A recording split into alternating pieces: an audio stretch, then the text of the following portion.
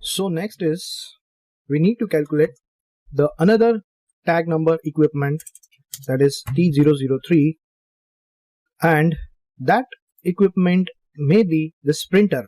Printer has a certain input kilowatt power requirement. So we need to understand that how much input power kilowatt required for the printer as well as the Xerox machines. These are the multiple equipments available in the office, so we required the each and every equipment's kilowatt capacity. For example, printer has a 1200 watt. So I will mention here printer. So printer, and the phase is a single phase. Quantity, for example, the offices has the multiple printer. I have shown over here a single printer, but if the office has the multiple printers, like if 4 printer is there, so the power input for that a single printer is 1.2 kilowatt. So 1.2 kilowatt is the power input required for the printer, and the standard voltage is 230 volt. It's a standard voltage. Frequency also standard, so I will mention the standard frequency. Then brake load. Brake load is the same what I have mentioned over here. Brake load is the calculation of the power input and the quantity. The power input in kilowatt is 1.2 and the quantity is 4, so that's why it is 4.8. The brake load comes as a 4.8. The next is connected load. The connected load is always greater than your brake load, so it will comes as a 5.76. So connected load for the printer is 5.76. The power factor will be the same. The load factor comes like brake load divided by connected load is your load factor.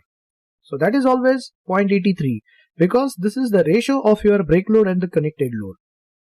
And the diversity over here I will take 0.85 for the printer, because some printer is always working whereas some printers working sometime. So my diversity is 15%. It means I have to calculate it by 0.85.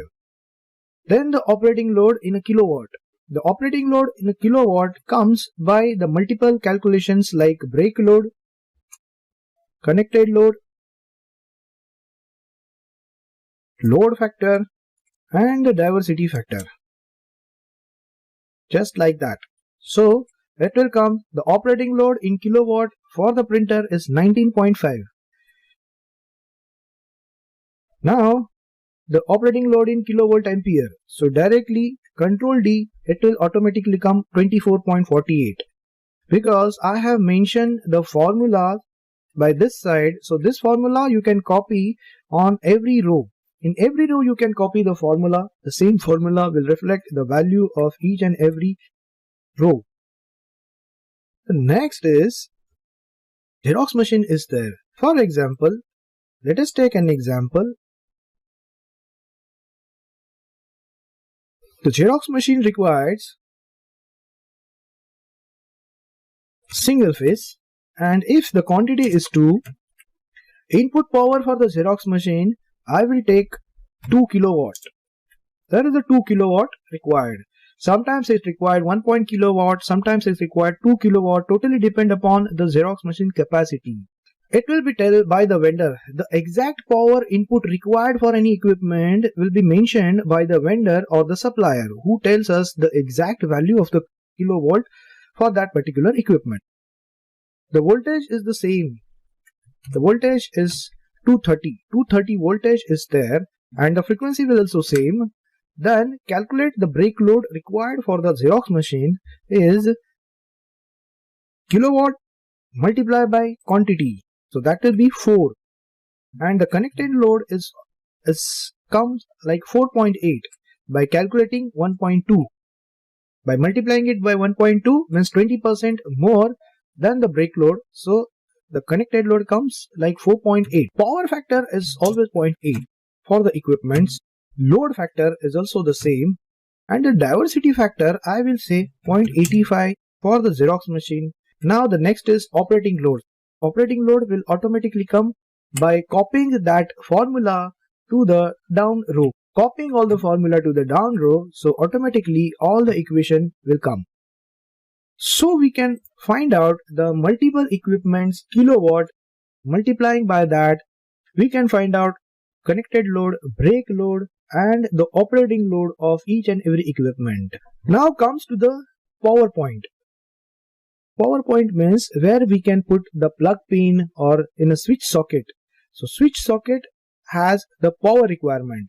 Means any electrical engineer provides the feeder to the 6 ampere socket or the 6 by 16 ampere socket to the entire office area where we can put the plug, different types of equipments.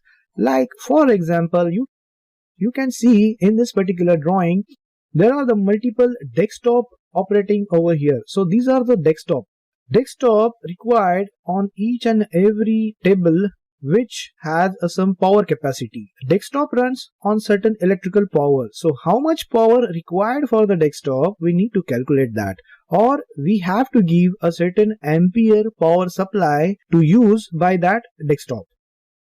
For example, I will put a single 6 ampere socket for the desktop. Now how it is possible? Now how to calculate the capacity required for that particular desktop?